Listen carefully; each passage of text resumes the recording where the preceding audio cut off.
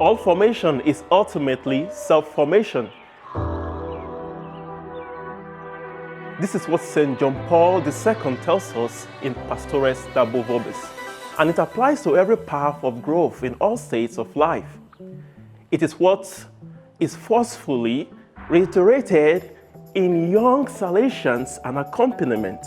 In the dynamic of grace and freedom, what is at the heart of vocational growth, each conferrer is the first to be invited to respond every day to the Lord's call.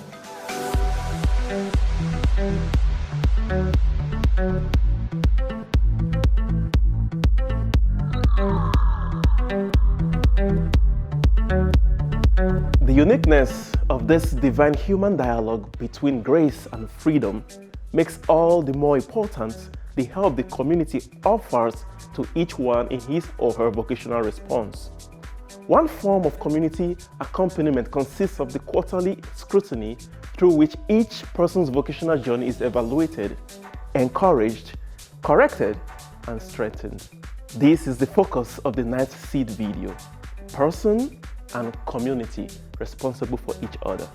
The research data shows that when quarterly scrutiny is done well, it can be very helpful, but if it is done rashly and imprudently, it can seriously damage the relationship of trust between the young person in formation and the formation team. The document, first of all, clarifies the clear distinction that must be made between quarterly scrutiny aimed at supporting gradual personal growth and discernment for admissions, a juridical act entrusted primarily to the provincial and his council. If formation is first of all self-formation, a first important step to better appreciate the scrutiny is the full involvement of the young person himself in this process of verification, as the ratio invites us to do. How is the quarterly scrutiny done? How much of it contributes to the aim of fostering integral growth, and what is instead disruptive? How do I look at my conferee? What do I see in the faces of those sons of God with whom I am called to live in my community, whether they are younger or older than me?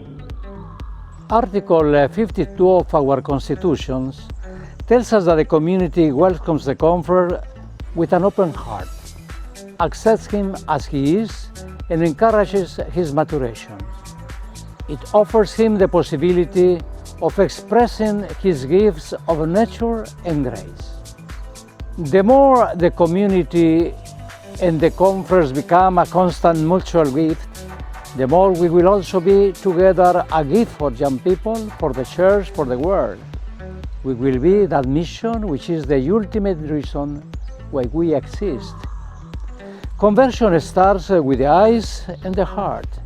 When we become mystical in our way of valuing one another, recognizing indeed in every brother the presence of God, then our living and working together becomes a prophecy of fraternity. This is the first service we can offer young people, and which will give rise to new generous vocations. Mystics, prophets, and servants for one another.